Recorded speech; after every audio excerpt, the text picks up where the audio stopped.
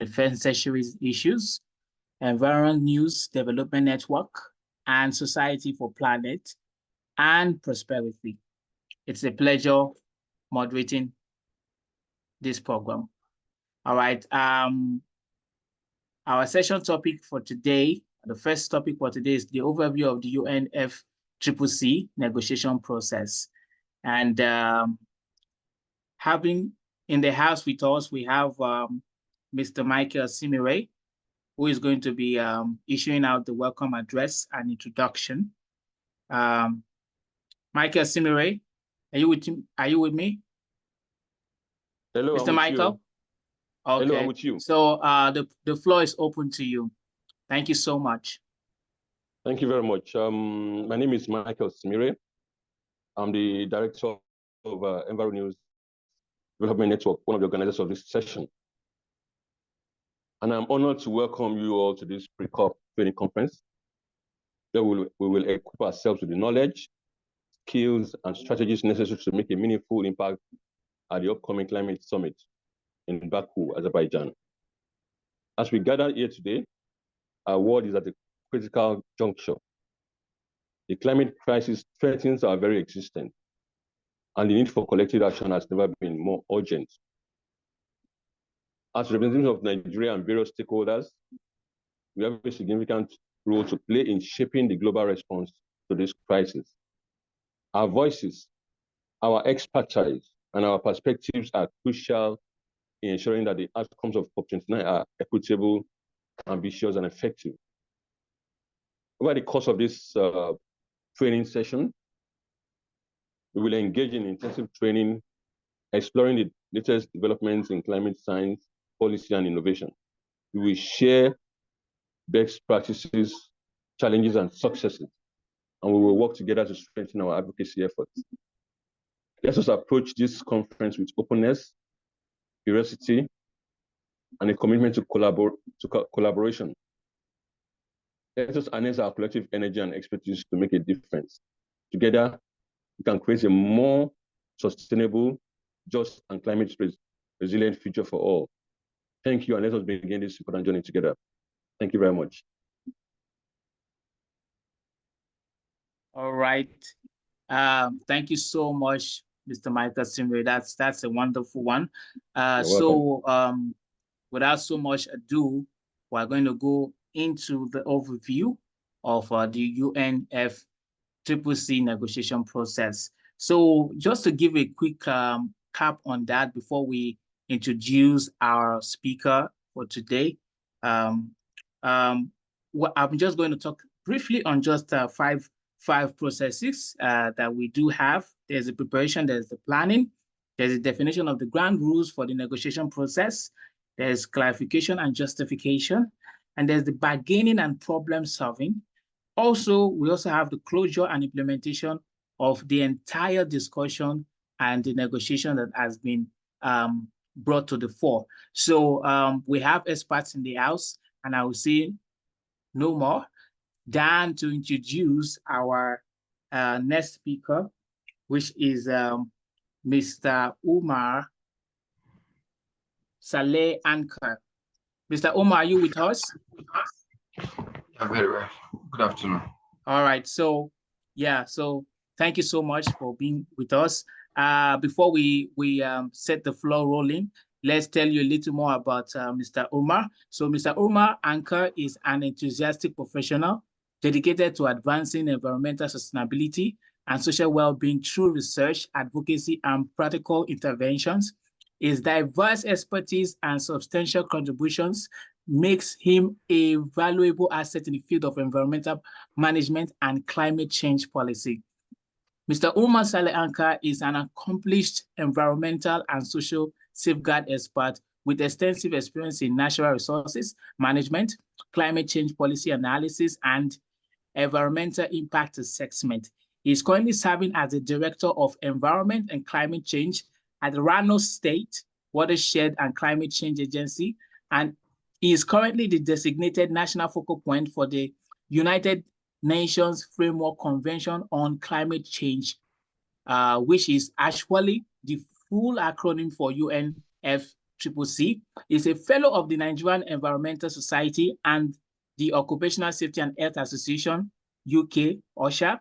He's also a member of the Association of Nigerian Geographers and a council member of the Institute of Environmental Practitioners. He's currently a volunteer country mentor for the African Climate Reality Project in Nigeria. Now, that's a bombshell of a profile. I can't say more.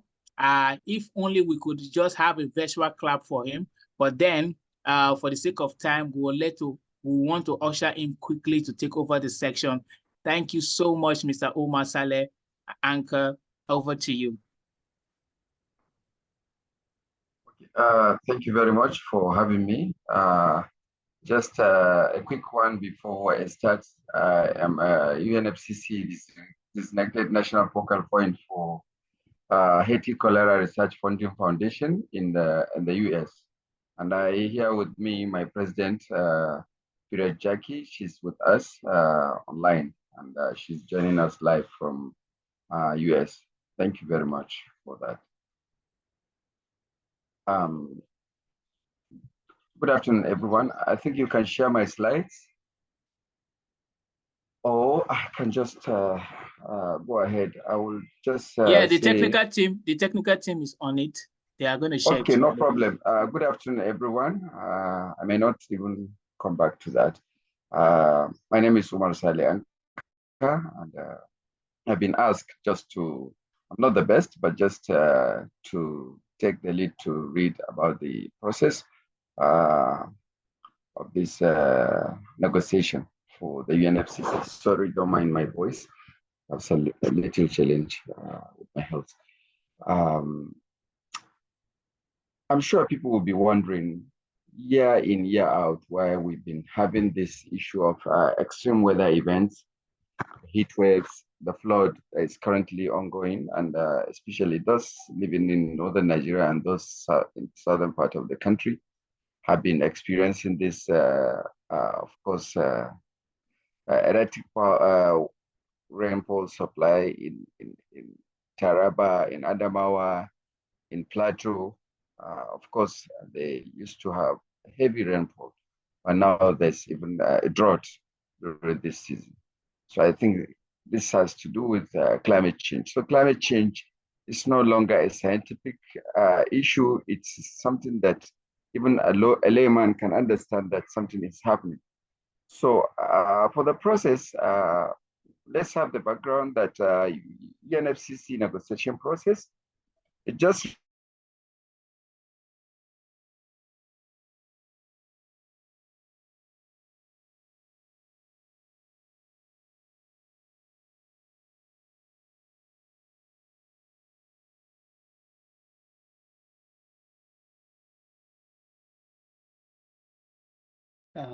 Mr. Omar, are you with us?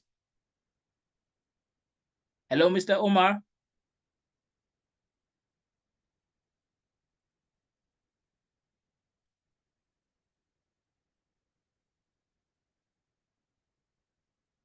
Mr. Omar?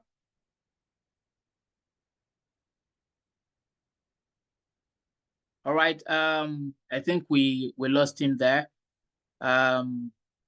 Let's just give him a bit of about 1 or 2 minutes to come back in. Let's apologies. Yeah. Oh, can you hear me? Yes. We can hear you now. Please continue. Okay. Let's just start with the United Nations Framework Convention on Climate Change. The process is central to. Sorry. Okay, you have my slides. But these negotiations are aimed at addressing and coordinating global responses to climate challenges. A United Nations Convention framework on climate change was established, as we've said earlier in week 1 of the program, that it was established in 1992 at the Rio Convention, which the UNFCCC serves as a primary international treaty for addressing climate change. So its ultimate objective is to stabilize greenhouse gases concentration in the atmosphere to prevent dangerous and human interference with the climate system. So as you can see that earlier, it used to be a scientific issue, but now, like we said, that's why even at COP28 in Dubai, issue of health has been recognized, like we said in the last 3 weeks. Well, for people to understand that the COP, Conference of Parties, is the decision-making body of the UNFCCC. It meets annually, like the one we are preparing to meet in Azerbaijan, to review the implementation of the conventions. But the COP brings about all the 97 countries to negotiate agreements and commitments related to climate actions. So some of the significant COPs, which include COP21 of 2015, which led to the Paris Agreement, which is a landmark, which accord that binds countries together to take climate action efforts. Well, for the negotiation process includes about 3 major stages. These include the preparation, like he has said earlier. The preparation for the negotiation process before each COP, countries, like what we have done last year, in Africa, we had agreement that we call it Nairobi agreement, right? Last year. So countries before the COP and blocs like European Union, the African Union, and their negotiation prepare for their negotiation position. The key issues are typically discussed in advance at smaller meetings or working groups, because all the 197 countries must come together to agree on certain issues. So we have to start by preparing in blocks, which means European Union can do their own, African Union can do their own. Then there we go, we reach the COP. At COP, the process is nothing but a consensus. It's just based on the decision making is just a consensus. The negotiation process operates on consensus, which means that all parties must agree for the decision to be adopted. Of course, this is making the negotiation process to be a very complex one, because civil society organizations and observers, NGOs, are just observers. They can make contribution, but of course, they are not to agree on or disagree. Well, like we said, the process is just a preparation, the preparatory process, then a consensus, then we come with the final one, which is the NDCs, nationally determined contributions. Under the Paris Agreement, countries submit their own climate actions, which means action plans. Each country would have its own an action plan known as the NDCs. That would be used to outline their commitments to reduce emissions and adapt to climate impacts. We all know that this year, after leaving the COP28, a lot of things have happened, and that is bringing about another dimension that when we get to Azerbaijan, you will see that there will be changes in even the modalities, because the rate at which the erratic rainfall supply and a lot of floodings taking place, I think will alert the countries to speed up, I think, financing. Then there are, after these stages, there are key negotiating groups. Like I said, it's not everyone that has hand in the negotiation process. There are Annex 1 and non-Annex 1 parties. The convention divides countries into these 2 categories, with Annex 1, which are parties being developed countries and economies in transition. So which means the big wigs are the Annex 1, and the non-Annex parties are mostly developing countries. A country like Nigeria, India, and other Asian countries, which although they are developing fast, but they're still non-annex parties. So, and the big ones, there are G77 and China, a coalition of developing nations working together to advance their collective interests in the negotiation. Well, they are developing countries, but the G77 and China are also another key negotiation group, which means we have the second one. Now, the first one are Annex 1 and non-Annex 1 parties. The second one are G77 and China. Then the LDCs. I'm sure we are aware that this group represents the world's poorest nations, which are called the least developed countries. Now their voices are being heard and they are part of the negotiation. These groups represent, of course, the most vulnerable countries, which are often the most, the worst hit by the impact of climate change. So this least developed countries leads to another group which are called the Small Island Developing States, SIDS, a group that advocates for urgent actions to address the existential threat climate change poses to their low-lying islands. Of course, if they are not being considered, they may, like what we are hearing, that Lagos may be submerged if care is not taken. So we may decide to say in Nigeria too, we have a small island state. So, like we said, the key negotiating groups are just four. One, Annex 1, and G77, LDCs, which are called the least developed countries, and then small island developing states. They are also very important in the negotiation process. There are a type of negotiation tracks. Well, what are we negotiating for? What are we looking at? Why do we negotiate? To say that we want to save the countries of the world. We are looking first at, of course, corrective measures, mitigation efforts to reduce or limit the emissions of greenhouse gases. Countries of the world are making frantic efforts to make sure that we mitigate. Where necessary, of course, adaptation, helping countries, especially developing ones, to cope with the impact of climate change. It's just like a Fulani man who has a coping strategy. During a dry season, they are called transhumans. They move from northern part of the country, the southern part of Nigeria, looking for a greener pasture. That's a coping strategy. Well, part of what types of negotiation tracks that takes place, we say there's mitigation, there's adaptation, and then finance, which is very crucial. The process by which the developed countries mobilize financial support to help developing countries to mitigate and adapt to climate change.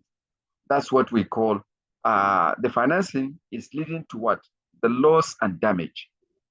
Loss and damage, of course, the small island countries, the least developed countries are claiming what we have seen, the development we've seen at COP26 in Glasgow, that led to the issue of mobilizing funds for loss and damage, addressing the irreparable harm caused by the impact of climate change, particularly for vulnerable countries, which are the small islands and the least developed countries. These four important things are what we looked at during the negotiation process. Well, like he said, in the main outcomes of the negotiation process, there are international agreements. Can you hear me, please? Hello, everyone. Yes, we Yes, can we hear can you. hear you. We can hear you. Okay, great. Okay, the main outcomes of the negotiation, we have seen that there's preparatory stage in the negotiation process, and we have seen who and who as part of the negotiation process and what we negotiated for, and then the main outcomes of the negotiation, like the moderator has introduced. In the main outcomes, which is an international agreement, basically, for example, the Kyoto Protocol in 1997 and the Paris Agreement in 2015 are the product of the UNFCCC negotiations. And these two landmark agreements, protocols, the Kyoto Protocol and the Paris Agreement, of course, aside the 1977 agreement, the Rio de Janeiro, I think these are the most two important agreements that outcomes of the UNFCCC agreements. Then one of the outcome is global stock take, which of course in the last 2-3 weeks, Dr. Eugene Itua and co has been going around talking about this. Every 5 years, there's a comprehensive assessment of collective progress towards achieving the long-term goals of the Paris Agreement. It's done every 5 years, which is a global stock take. That global stock take will have, it sounds like just like an M&E, without which we would not know where we were and where we are today, which is very important.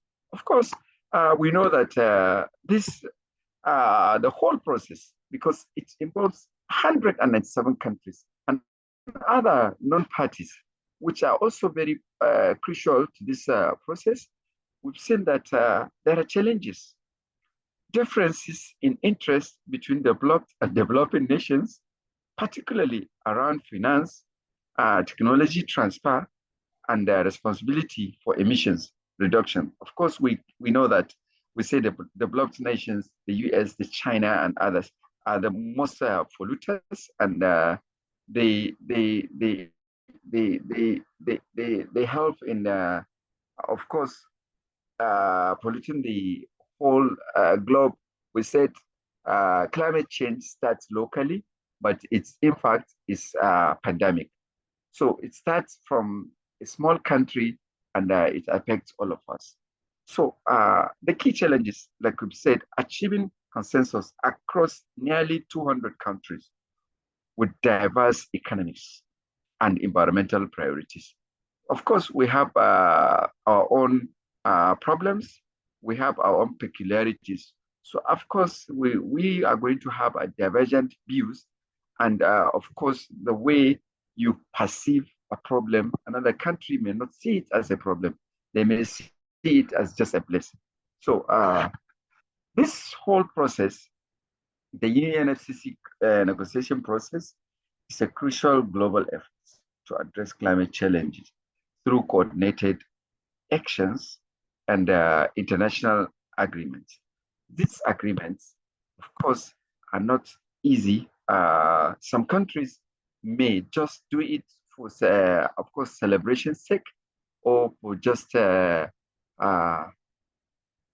a mission to be accepted globally that they are complying. But in the real sense of it, most of the countries are not really complying with the real agreement or the real context of what they have signed.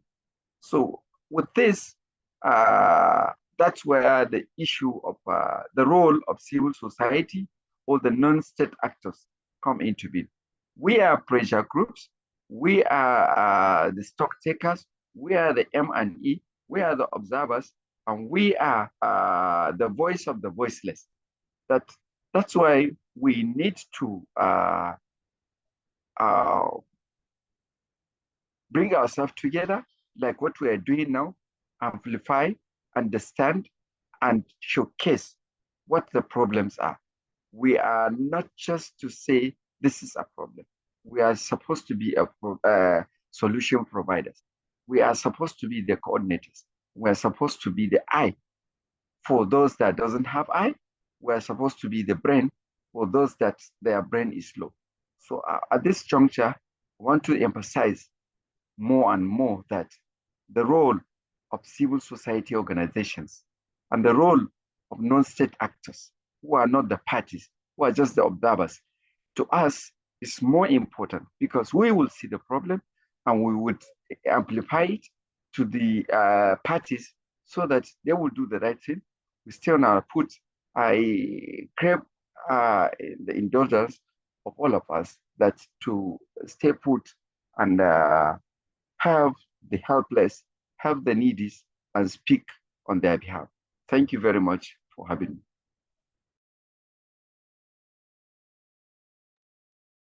Thank you so much, Mr. Umar.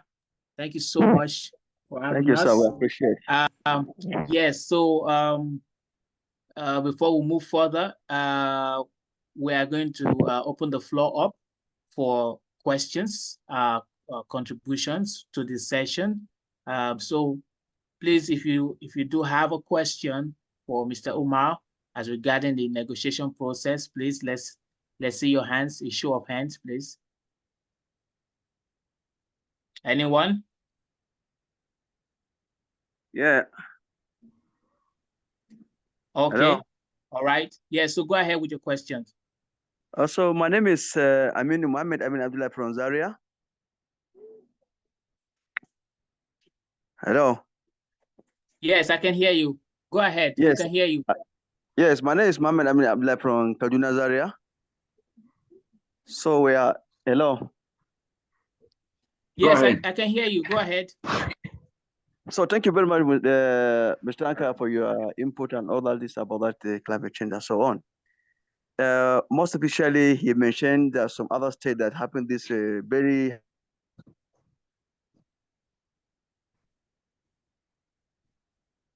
high rate in other states in our northern state.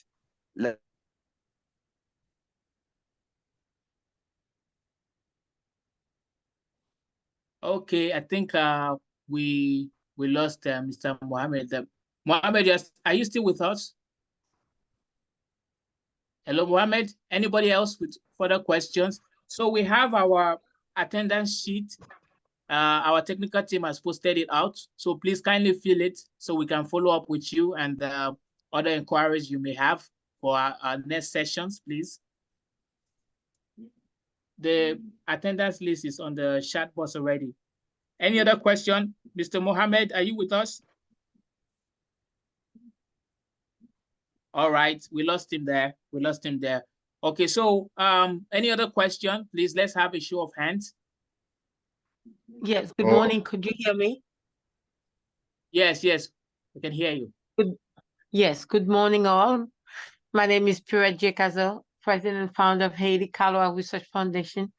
I am giving my input to Mr. Anka, which is well devoted focal points and well done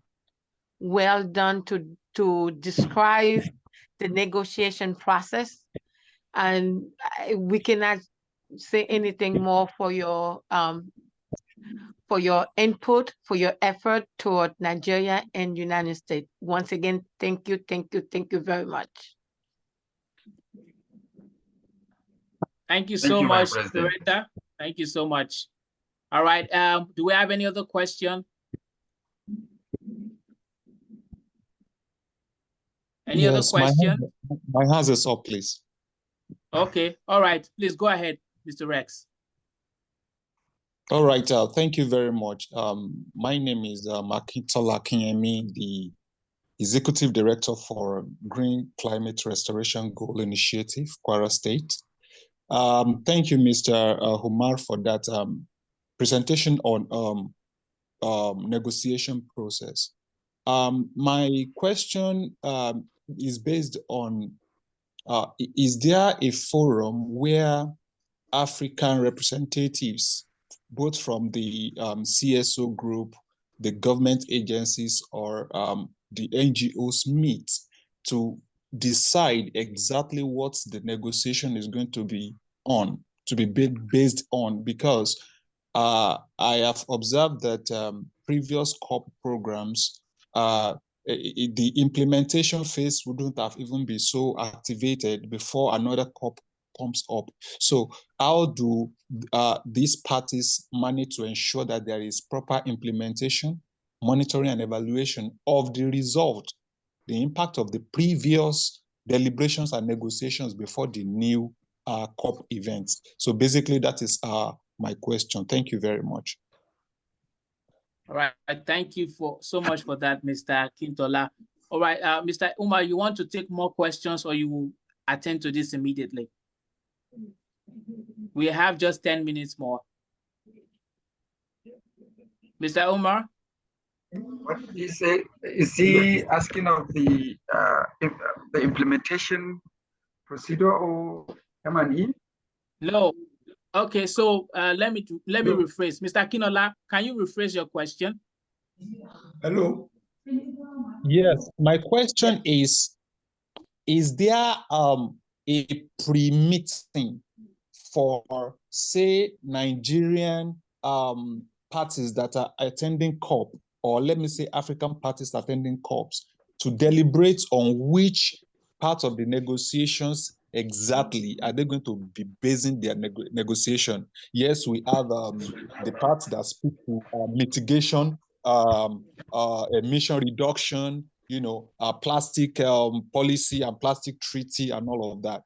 But I discovered that over time, those implementations does not, come to completion or even fruition before another COP comes up. So is there a meeting where these deliberations are made ahead of time to know that, okay, this is what we are going, all African countries, this is what we are talking, we are having a voice to negotiate on this subject matter? Is there a meeting like that or anyone in plan?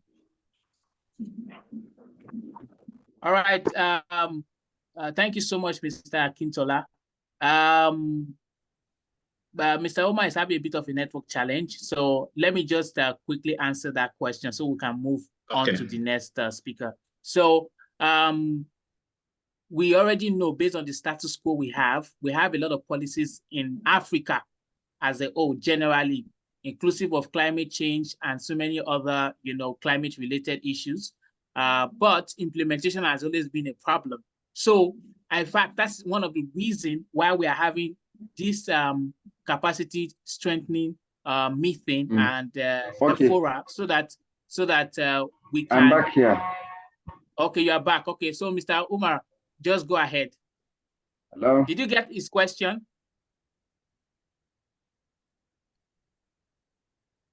Mr. Umar, did you get his question? I think what is can I intervene in this? Is just saying about how do parties, maybe a bloc, say African groups, used to decide on what to talk about, right? Yes, correct. Go ahead. I think I made reference to the Nairobi Declaration. Normally, during the Nairobi Declaration for the summit in 2023, which is a policy initiative which is aimed at addressing climate change and global financial inequalities. I think what they looked at the declaration, they outlined several key proposals which influence their negotiation at COP28. They looked at the issue of carbon.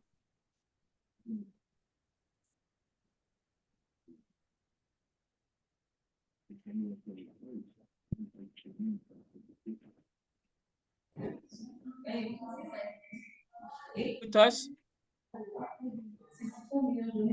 Hello, Mr. Omar. Okay, so because of time, Mr. Akintola. Okay, can I chime in for a second? What I'm saying is, at the Nairobi Declaration is one key thing that you should just read, since we don't have much time. We looked at the carbon tax issue, the climate financing. The declaration advocates for implementation of global carbon tax, particularly targeting at fossil fuels and shipping industries. So I think that's one of the things. That's why we said.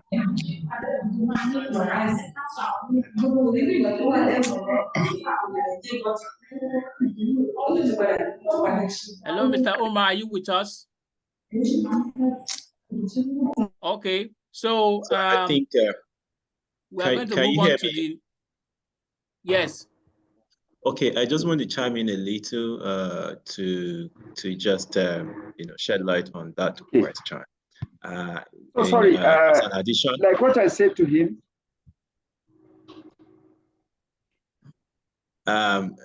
There's a pre-COP we normally do at the country, then there's a pre-COP at the regional level. Kazim wants to say something. Mr. Anka. Mr. Anka.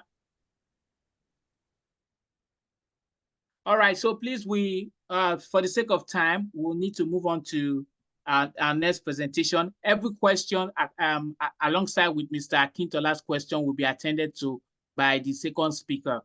Okay, so thank you so much for your patience. So we are moving on to the next presentation. So the next presentation is on negotiation stream at COP28. And to further boost our knowledge based on this, we're going to be having Mr. Gboyega Olorunfemi with us. Round of applause for him. But before that, let's get to know a little bit about Mr. Gboyega. All right, so Mr. Gboyega is a project lead for Society for Planet and Prosperity. He has worked on several high-profile sub-regional, national, and international projects with interventions on circular economy, green recovery, sustainable development goals, energy transition, climate change policy, civil society organization, engagement and environment affiliated to UCAMA, Allied for Climate Transformation by 2025, Act 2025, World Resources Institute, and the European Climate Foundation, BCF. Mr. Gboyega has contributed to remarkable sustainability projects, the Green Recovery Project, the inauguration of Circular Business Platform, Lagos, a consulate of the Kingdom of Netherlands and their Holland. Also, inclusive of that is the mobilization or mobilizing investment for clean energy in Nigeria, a World Economic Forum supported project. We also have Lagos Circular Economy Hotspot 2023, as well as the African Circular Economy Network, ASEN, Lagos. Also, inclusive of that is the Holland Circular Hotspot. So these are so many projects that Mr. Gboyega has been involved with over the years. Mr. Gboyega has served as mentor, panelist, contributor, and keynote speaker at programs organized by the UN Sustainable Development Solution Network, the UN Climate Technology Center, the Office of the Sustainable Development Goal and Investment in Lagos State, We for Good International, African Union Economic, Social and Cultural Council, and the United Nations Framework Convention on Climate Change, UNFCCC. His opinion on salient environmental and development issues have been featured in The Guardian, Tribune, Vanguard, Cables, the national newspaper, inclusive of numerous other online sources. He's a member African Circular Economic Network. He's also a member of the Nigerian chapter for Sustainable Commission Policy. He's a trained climate reality leader, researcher. He's also an alumnus of the prestigious University of Lagos, United Nations Systems Staff College, and Lagos Business School. That's a bag full of, accolades we can see here. So our today's speaker is fully loaded. So I beg your pardon. Let's usher in Mr. Gboyega Olorunfemi. Thank you so much. Mr. Gboyega, are you with us? Yes, I'm here. Okay, thank you so much. Over to you. Thank you. All right, thank you so much for bringing me in here. It's also an honor to be part of this series and to also learn and have pretty much feedback from what we are going to be sharing. I just like to quickly ask if you've attended the first two series, maybe you just drop two wave of hand. If it's one, then just drop one, and let's keep the conversation going in the chat box. We'll attend to the question raised by Mr. Akinyemi maybe towards the end of my presentation. If you have my slide, can you please share? So we'll be talking about the, oh, okay, great. Okay. I think the slide is coming up. It's coming up. Okay. It appears Mr. Akinyemi will go home with a full certificate, not an abridged one. But thank you. So while you wait, while I wait for the slide to come up, I would actually be discussing the negotiation streams at COPs, and our focus this year is really on COP29 that is happening in Azerbaijan.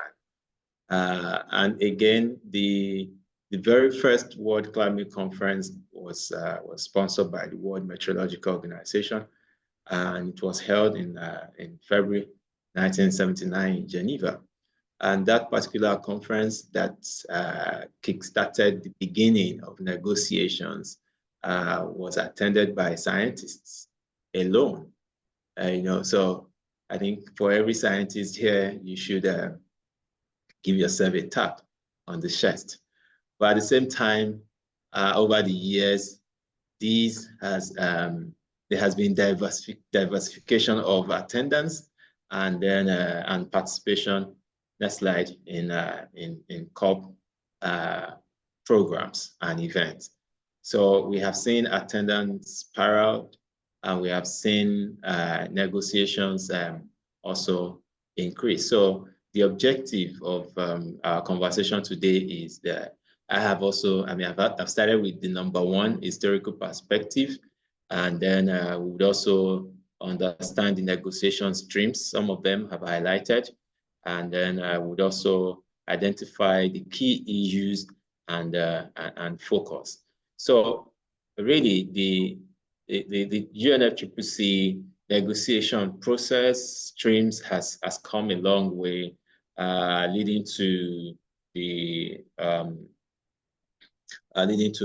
several events that any one of us can readily refer to, and understand why we are really discussing them. We've talked about the very first the World Climate Conference in '79. We talked about this goes alongside with the Montreal Protocol. We've heard about the Kyoto Protocol, heard about the Rio Convention.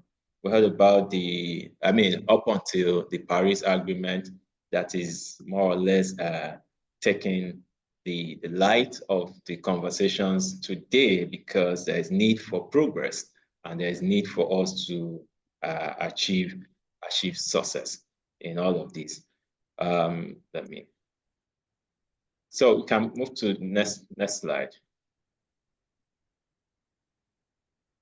So I really don't want to, I don't want to bother us with a lot of the historical background, and maybe I will need to maybe to add it to my slide by the time I'm going to be sharing them, but to also to talk about this to talk about the negotiation streams regarding, and then of course expectations ahead of COP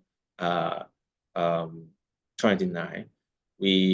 There are focus areas when we take up this issue for mitigation streams, the discussion around these on global stock take, which has the very first one has just been released, and then Nigeria is working on its own on its global stock take. I think I attended one of the stakeholders engagement last week, and I see a lot that has really been done, and then I see where it is going to lead Nigeria to regarding its nationally determined contributions, NDCs, and of course the long-term goals. But again, what are the issues? So there is need to close the emission gap. there is also need to amplify and enhance the carbon pricing and market. There is again also need to phase out fossil fuel. And at COP28, some of the key agreement that was reached was a transitioning away from fossil fuel. And you also agree with me that before gas was accepted as a transition fuel, a number of talks, political bilateral talks went into that conversation to really see whether gas is acceptable to be assigned that status of a transition fuel, and then see that an African begin to make a lot of talk to say, hey, guys, you have spent all of these things to develop your side, and then it is time for us to develop, and you are saying we should not do this. So these are still conversations that are around within the negotiation space, and then you see Nigeria really taking bold steps to see how can we use gas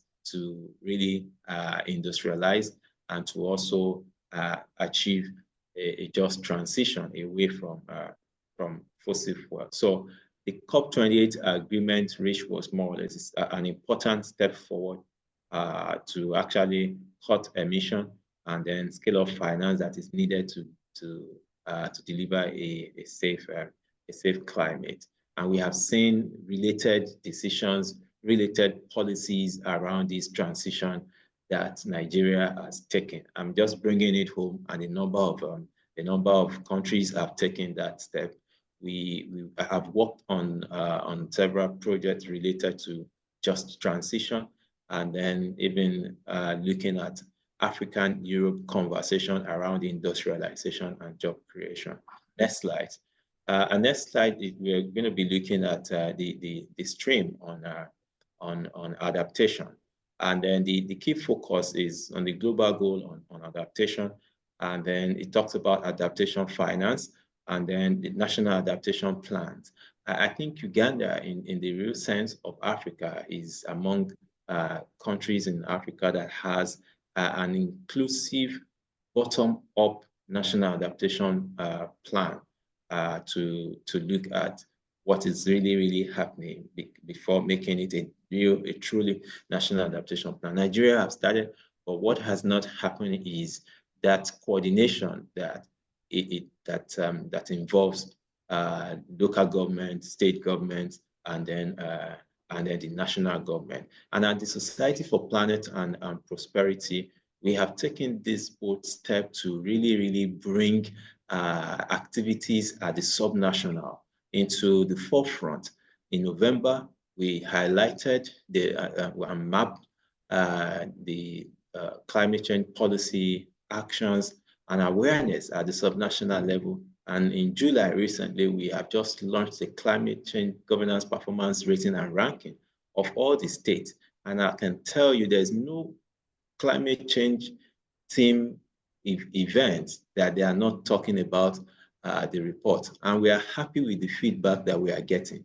A lot of positives, some negative, some neutral, but we are happy to take stock of all of these to get better. So these are some of the activities that surround negotiation streams regarding adaptation. And of course, the burning issues, really key issues still around how do we build climate resilience and vulnerability, and of course, loss and damage compensation. I will come back to this at a later slide. Climate information and early warning system.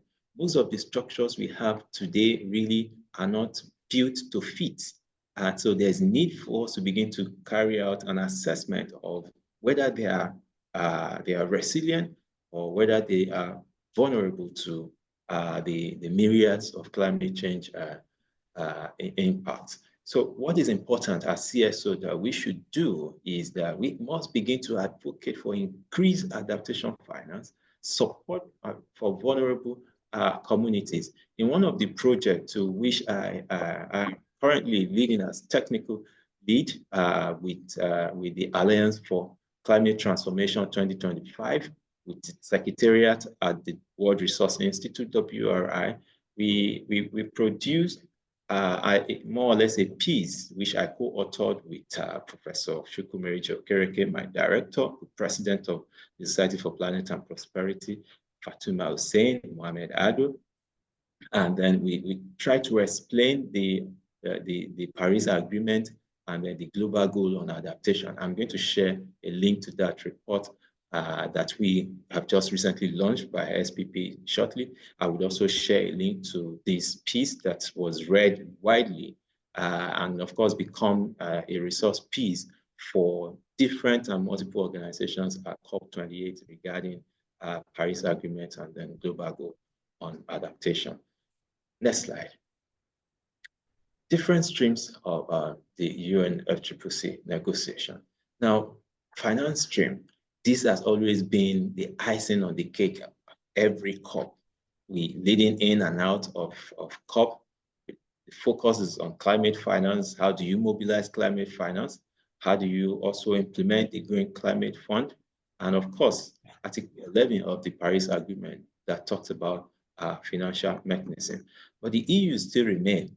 I don't know if any of the participants can rightly say yes, if you can rightly say either yes or no to this question. The 1 billion annual target, has it been achieved?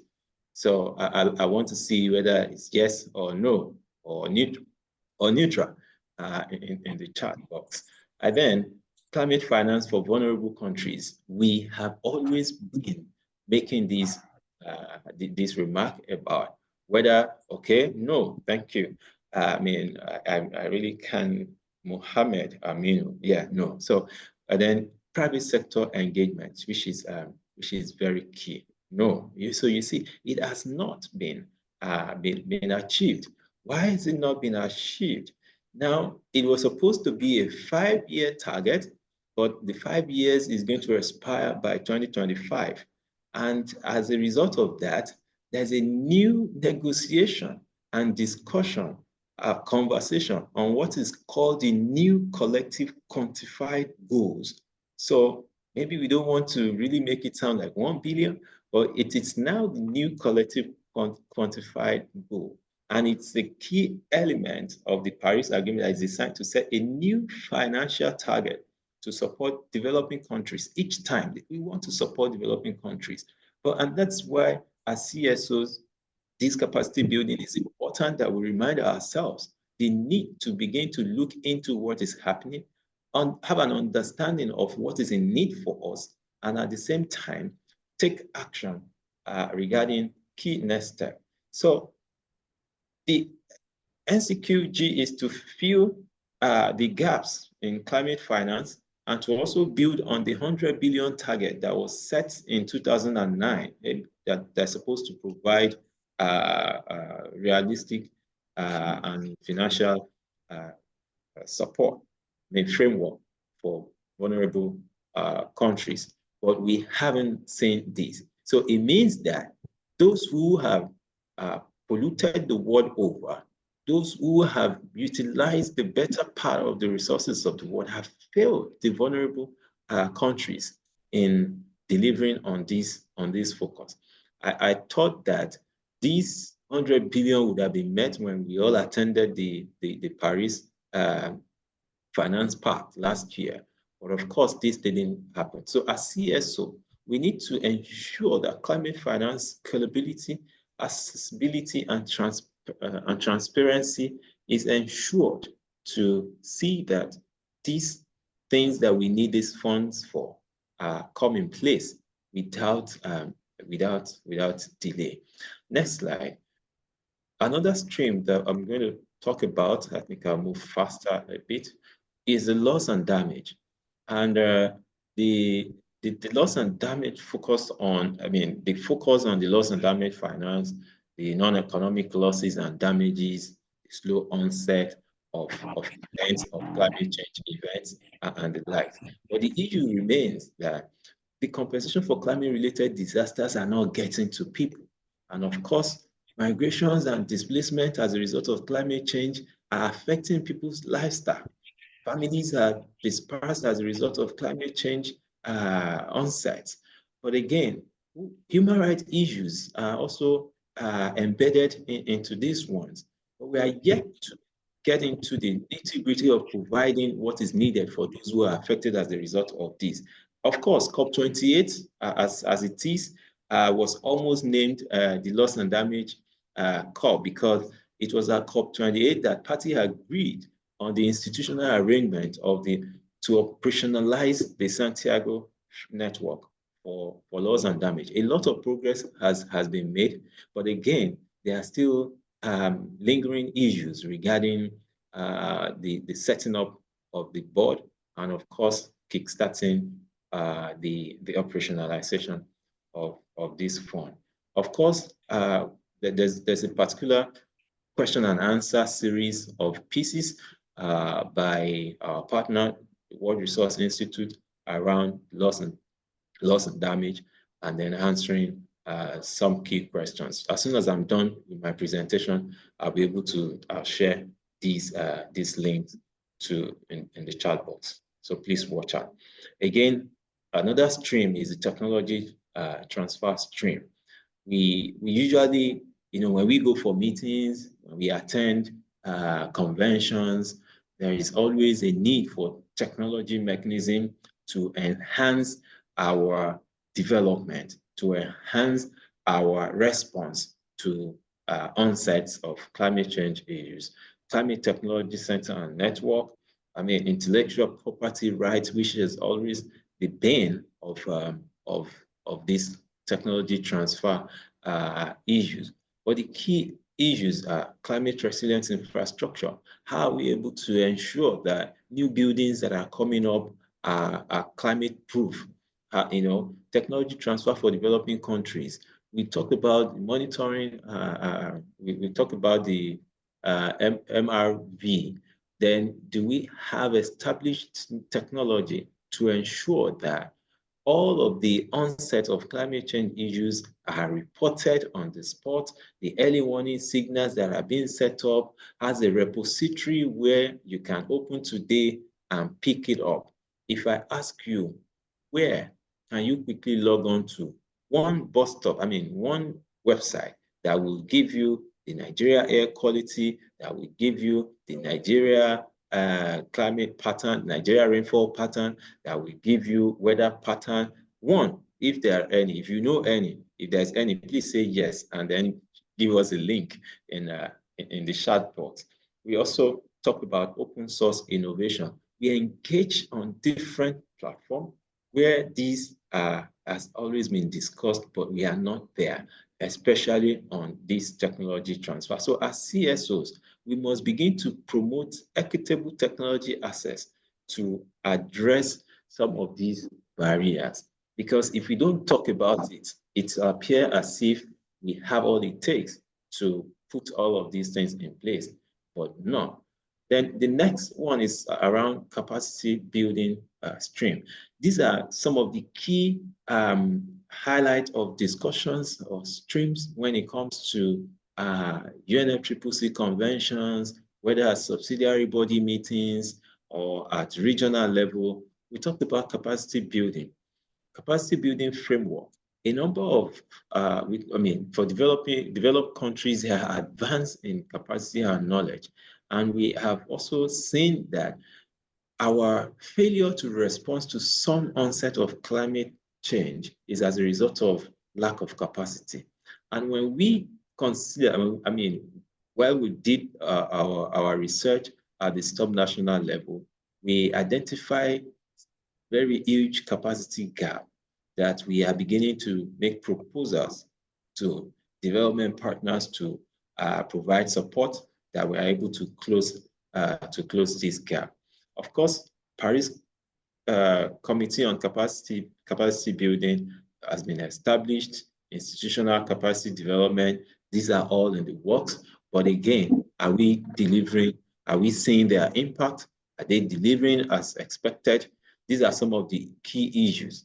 Climate education and awareness in Nigeria today. We have seen NGOs raise their voice to say can we integrate climate change awareness and education into our curriculum? We have met thief resistant at some state level, local level. At some point, we have also met, warm responses and welcome at some place when we go there. As volunteers, I have visited several secondary schools to teach about climate change. I've visited several secondary schools to teach about the Sustainable Development Goals, and of course, some of the areas where I have capacity and expertise. Institutional strengthening. We have seen also support for institutional strengthening to be able to deliver on implementing and advocating for climate education. And of course, South-South cooperation. The South-South cooperation is being led by China. And then one of the key updates regarding the South-South cooperation was the Africa and the China-Africa solar belt, trying to see how Africa can leverage on renewable energy to solve its energy poverty. So as CSO, we need to strengthen country capacities for climate action. Some of our proposals should be about building capacity for our teamy young person. Just yesterday, Green Hub Nigeria and WRI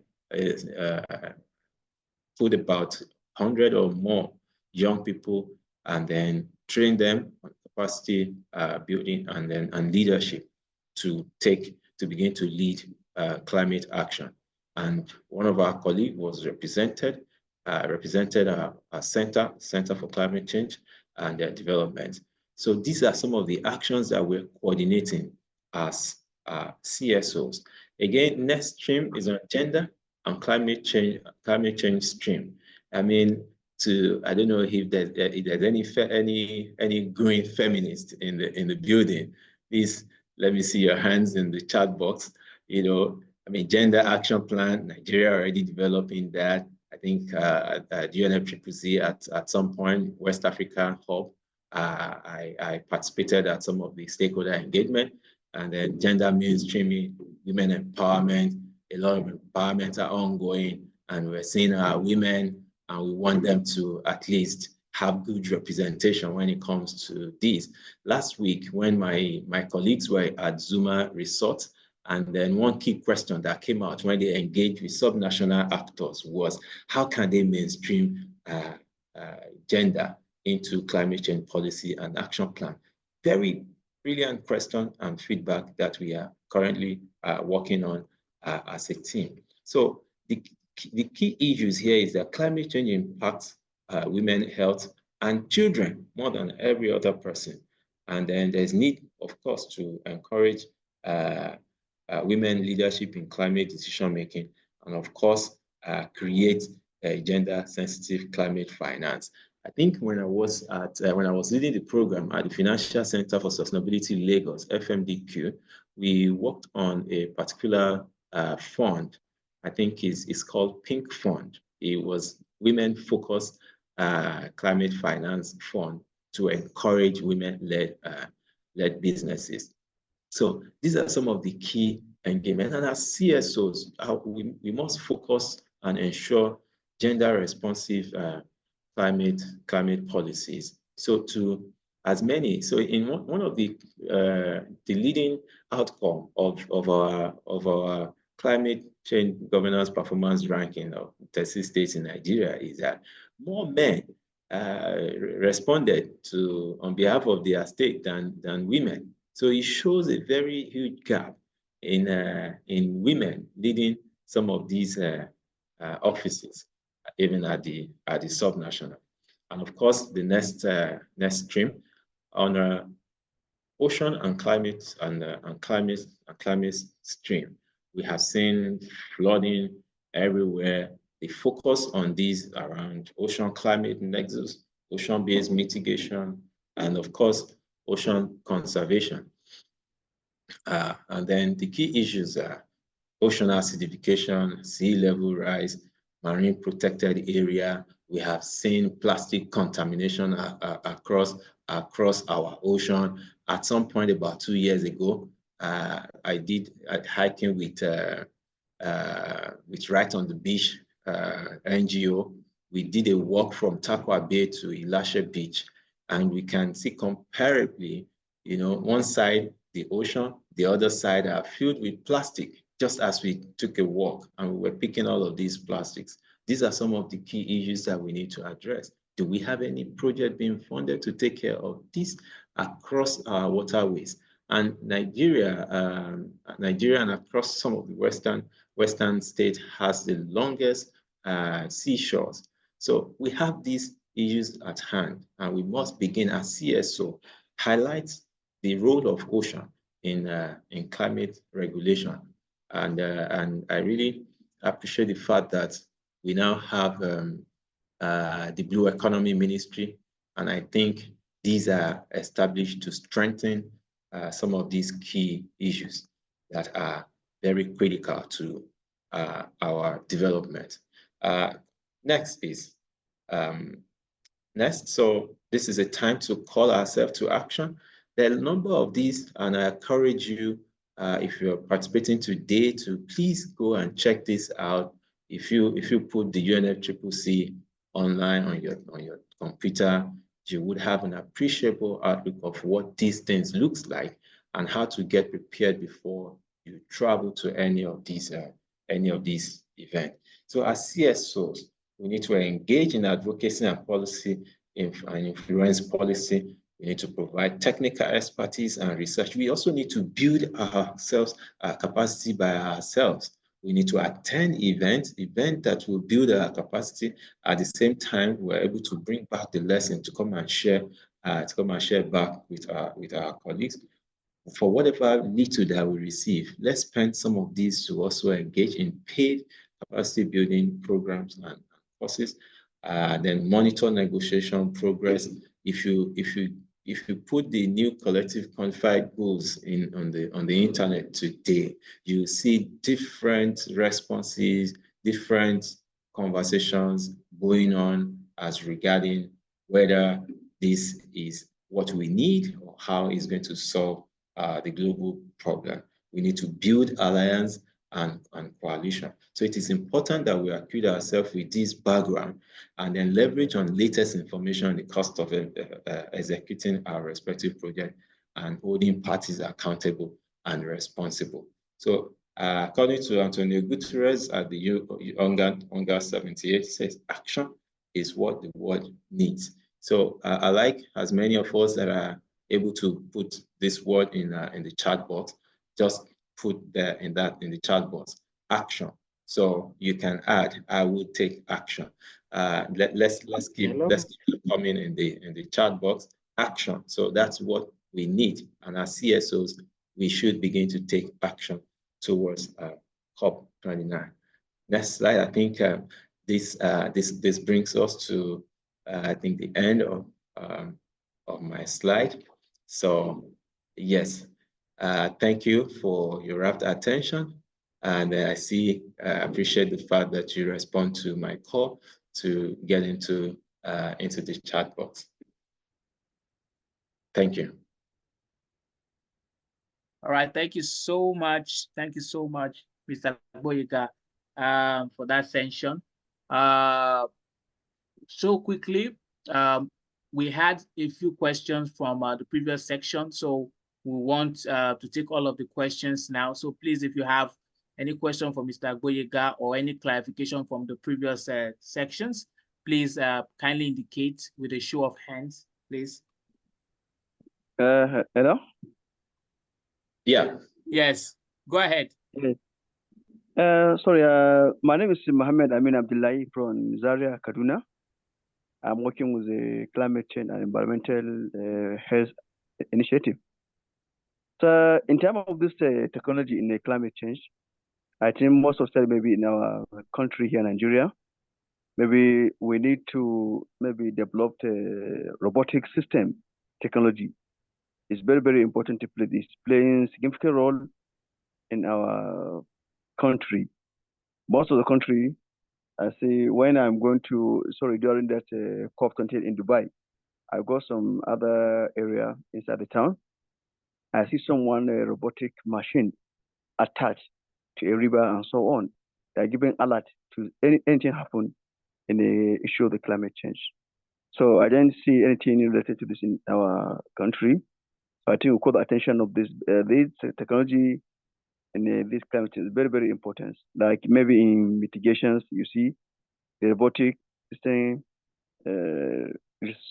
work to capture the carbon, and then the other thing like the adaptations. So all these things, the robotic system give the significant role in that in the area of the technology. So I think maybe you can, the area that you talk about that technology is very, very important play, and it can help to give some issues arise on the climate change. Thank you very much.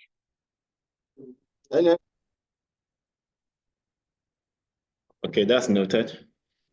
Yeah. Okay, any other question? Mr. Boygat, would you want to take this, answer these questions now, or you want all the questions at once? Okay, no, let me just pick this up regarding Okay. the robotic exhibitions. Like I said, there's always this issue about technology transfer, and this was expressly stated in the Paris Agreement, right? But nations have not been able to fulfill these particular agreement as a result of patenting rights. And what is leading to this is that they have spent so much money developing these technologies, and then so they feel that there's need for them to also receive some level of compensation. You know, if I'm going to now yield my product or yield my project to you, then it's important that there's a commensurate compensation that comes. But again, because we have also not been able to, to man it up with finance, so it's always a challenge if we have to acquire this technology. And that's one of the bane of not having many of these things in commercial numbers around us. So you may then have to procure, and then the procurement system and policies to get this thing done, and then for you to be able to replicate them become also complex. So these are some of the key things. They are there. And I think some of our guys are also beginning to look in this direction. This morning, I read on Twitter of a lady, Deborah and one Abib. They have patented one. They patented one tool that can assess, that can do the monitoring and evaluation at a go. I can't remember what is, but I read it this morning. And then because I was having a conversation with a young guy yesterday about his own technology that converts biogas to energy. So these are steps that we need to take, and we must be dedicated and deliberate about taking these steps. The technology that led to making robotics didn't start today. So I think it's also high time that we begin to look at our own technology that we address our peculiarity when it comes to challenges. I don't know whether that answers some of your concerns. Thank you. All right, I have a contribution here. All right, go ahead, Mr. Akintola. All right, thank you very much. I want to say a big thank you to the presenter. It's a very clear and clean presentation. And I want to say that as much as we are we are having conversations at the global level, and of course seeking the attention of the polluters to probably facilitate funding or something for our peculiarities in these climate challenges, I equally feel we should begin to strengthen our capacities inwardly at subnational levels. I will speak to the early warning mechanism that is in the country. that we can see it's badly affected, especially the agri sector this year. You know, the 2 weeks break, August break, that's ought to just be two weeks extended beyond one month, and that's really caused a lot of economic loss. You know, to agri investors. So my point is, a Ministry of the National Orientation Agency, what exactly is the institutional synergy that is in place? Please, before we begin to look outside there and point fingers for help or something, what are we doing for ourselves?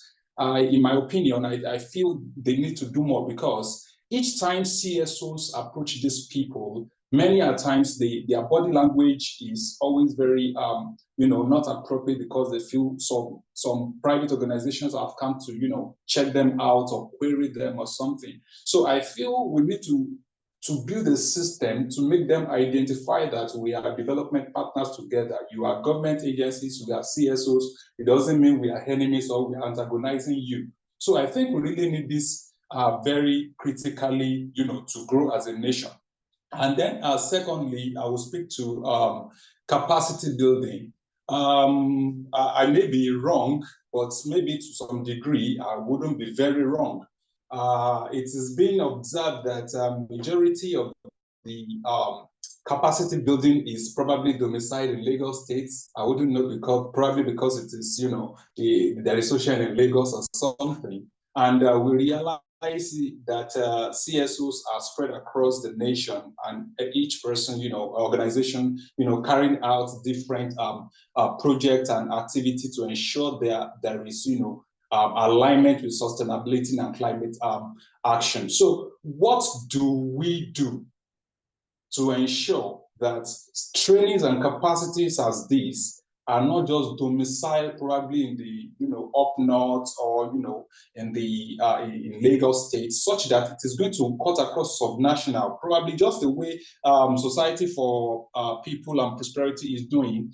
They are able to work and capture data across the 36 states. What if we have capacity building and, in fact, energy transfer, as we are talking about, across each state, domicile for each state, not like once you do just one off, you capture that you have done something for CSO's empowerment or engagement in Nigeria. To me, it is not efficient enough. It will just keep going back. It's just like you are conducting an empowerment program for widow, and the same set of widow are coming every year and year. What about those that are not reached? All right. So this is my own observation, and I feel if we can speak around this, it would be a very lovely one. Thank you. All right, thank you, Mr. Akintola. Very salient points you had there. Okay, Mr. Gboyega, would you be willing to respond, or you want more questions? No, yeah, I'm here. Let's just take it, and then please check. Okay. I don't know how much time we have left.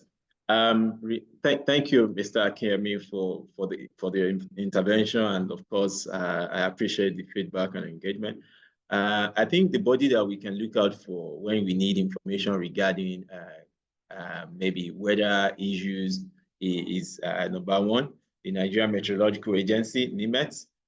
Most time, let me tell you this, in 2004-05, I was a youth corper in Adamawa State, and I served in Yola. Guess what we always look forward to? The weather report on a daily basis on Newsline, on NTA Network. So, because when it's going to be extremely cold, Yola is there. When it's going to be extremely hot, you see Yola. So we're always glued to that part of the news, if at all we didn't listen to everyone. So there's need for us to really be conscious about what is happening around us as a people. Many people don't really know that there is a body who does that, maybe on a regular basis, maybe on a daily basis, maybe at regular interval, until they made it to the news. So as citizens, we also must be responsible. As much as, yes, we have the National Orientation Agency, I think now they have a new Director General. I hope that will speed up some of the needed information and activities that we'd expect at this level. So we must prioritize some of these very key issues that affect our daily activity. Aside, I mean, for NIMET, weather forecasting, climate prediction, rainfall prediction, and of course, it's always in the news when they say, oh, the rainfall will be more than usual, maybe in Southwest this week. And then you see all the news centers carrying it, and then it makes it to WhatsApp group. Then you see everybody, they said, there'll be rain here. I hope you are aware. I think I like that one, if it's engaging people. Of course, we have the National Emergency Management Agency, and we also have the Nigeria Geological Services Agency, NISA. So these are, I mean, major agencies that talks about the key issues that has to do with weather, climate predictions, and the likes. Now, regarding capacity building, I must confess to you, sir, for you to set out to really want to provide these, in quotes, let me put in quotes, service, you really have to weigh in the option. And because we are where we are today as a result of inactions, we didn't take this very great action when we were meant to take them. Many of us passed through even university without hearing or attending a free session on climate change. Or we are here now with the impact. We have to cope with it. Are you able to solve a problem that you don't have understanding of how it happens? So these are some of the key measures. And you cannot put, like you said, you cannot put 10, 50 people together for 1 hour. Everybody, I mean, somebody would need to say, I need water. And that's why before you organize a session, you want to ensure that people are catered to, you know. And of course, I mean, we are not equal, right? I've had to leave Ibadan and come to Lagos to attend events. And then let me shock you. One time early in the year on circular economy, then we started asking ourselves, where did you come from? A number of people said they came from Ibadan. Now, most of the circular economy businesses that are thriving in Lagos has their operational base in Ibadan.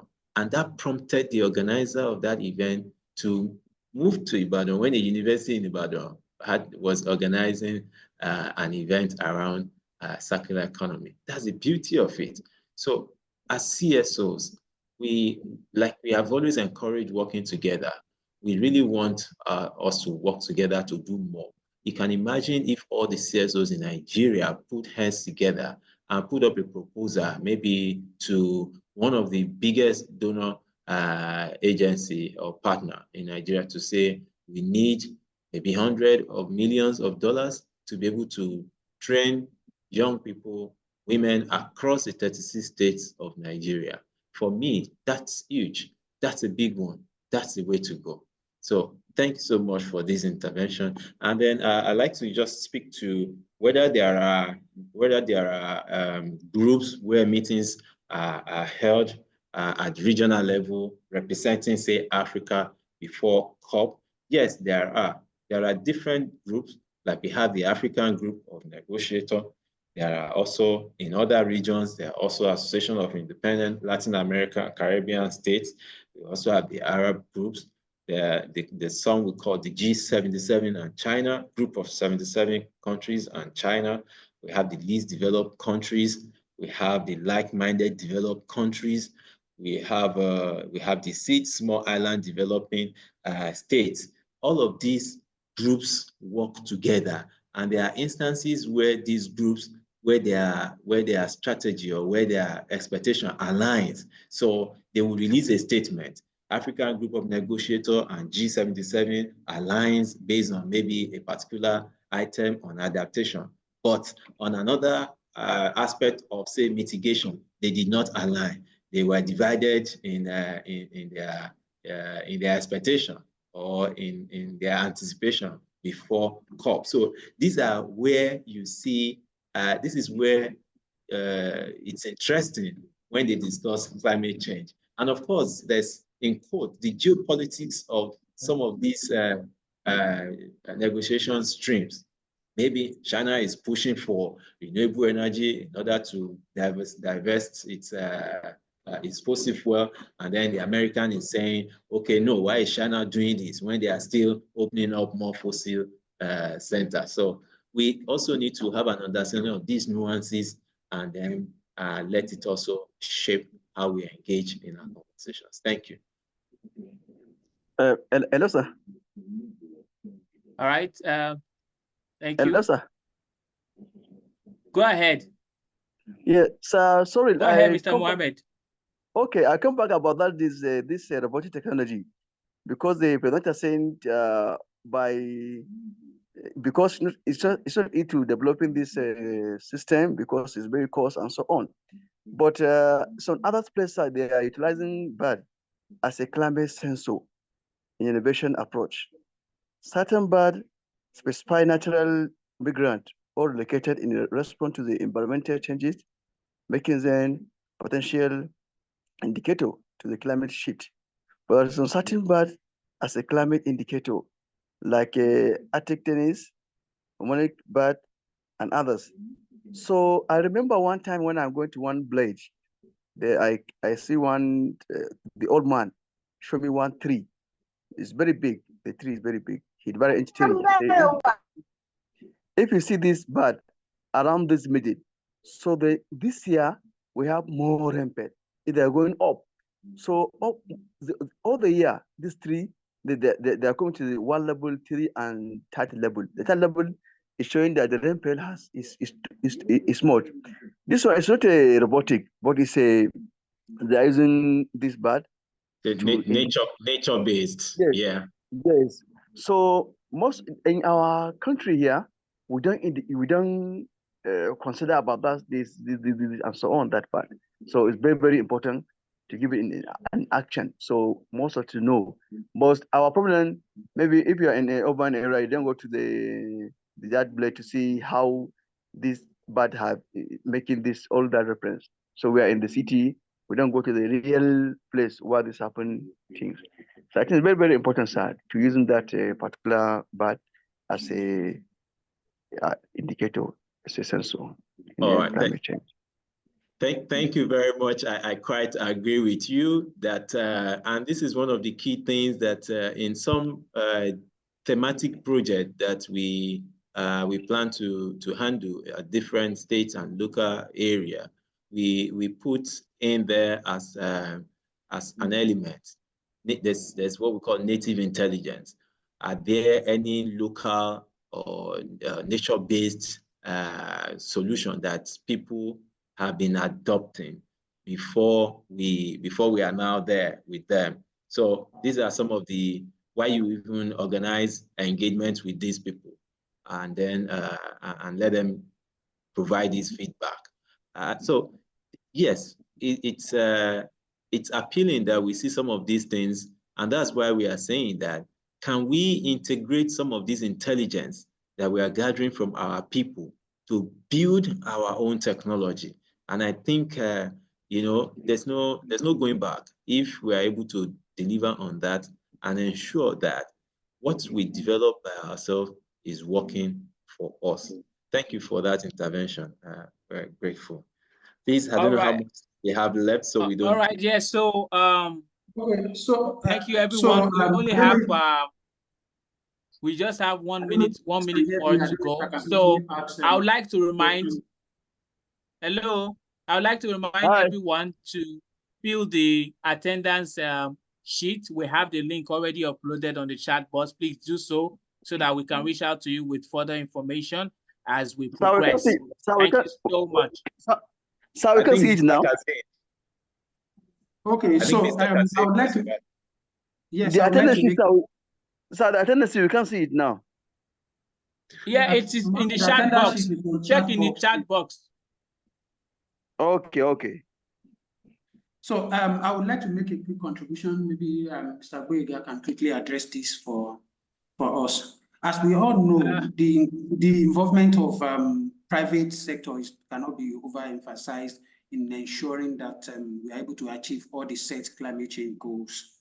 because from what you presented, the amount of the fund that is involved at some point, like, of course, we all type no, that we have not met the 1 billion target for the year as it is. But then, which means that we might need at some point some involvement of private sector into one or two of these goals to be able to achieve it at the end of the day. But if we are sure we need that, what are we doing to ensure their inclusion in activities that have to do with COP29, especially in the case of Nigeria? Are we able to create an avenue for them to be able to have proper discussion on any climate change target goal at the COP29, or have a forum where they can discuss and they can also bring in their inputs as to this? And what are we doing to help them facilitate being able to attend and then be part of the program? Okay. Thank you. I think, so in our recent report, one of the thematic area was climate budget and finance. And most time, when there were times when flood ravaged about 13 or 14 states. And I was imagining that had it be that these states can come together and issue blue bonds or green bonds, they're able to pull funds together and then spend the money to address the gaps that are leading to these excessive flooding. So in this report, it was only Gombe State that indicated issuance of green bond in their budget for 2024. I know that Lagos State already commenced issuance of green bond, if not at advanced level. Maybe it's something that can happen any moment once they are ready. So it is important that climate change related projects that goes into states appropriation are adequately tagged. So when we review these budgets, some of them, of course, speak to environment, but they are not adequately and specifically tagged as climate change projects. So when you want to develop an action plan, say on plastic, or a roadmap, say for circular economy, you then look into your budget. Which projects can you pick, or can you put as pipeline for donors or for development partners to provide funding for?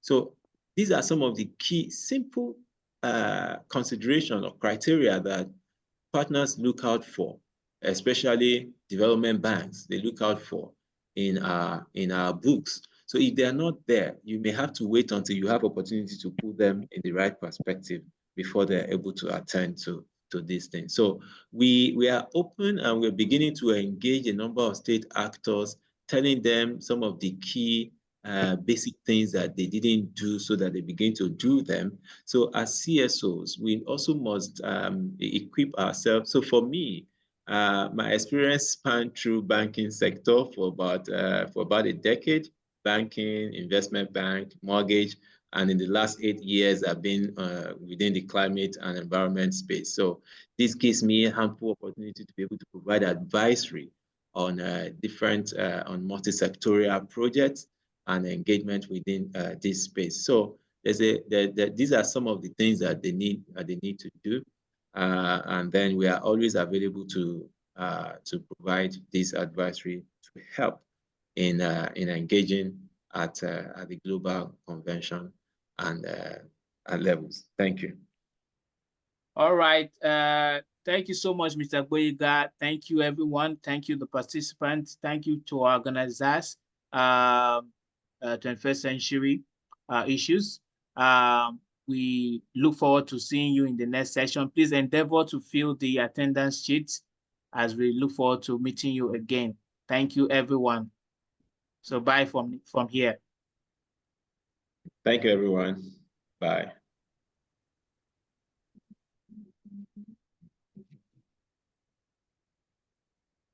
Thank you, everyone. Bye.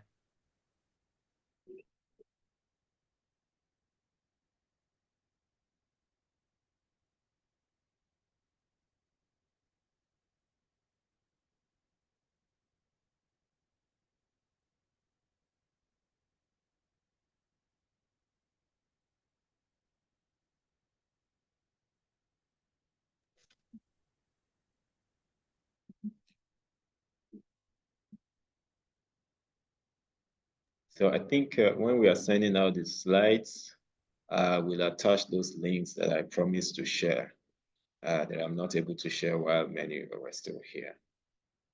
So thank you. Dami, are you still there?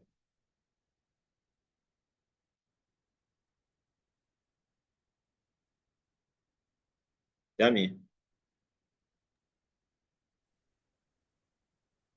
Hello, boy. How are you? Yeah, I'm fine, thank you. My name is Rex Anigoro. Ah, From Delta Supermaster. State. Yeah. I greet you, Supermaster. sir. Well done. We see your work. I sent you messages. Please check them either on your WhatsApp or on the chat, please. I will need to speak with you, please. Okay, WhatsApp, right? We are going to shut Yes, down check this on meeting. Okay. Okay, thank you. All right, thank you. Yes. All right. Thank you for joining. All right. Yeah.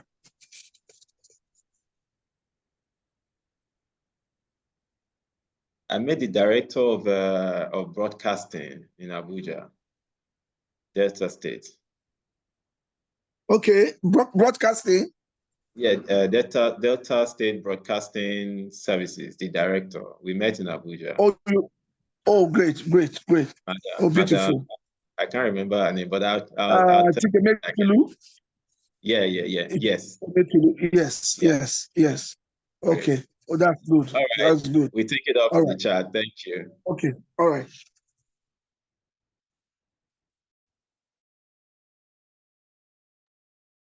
Mr. Simire. All right, everyone. Thank you. Bye. Great. Please, I sent you a message on WhatsApp now.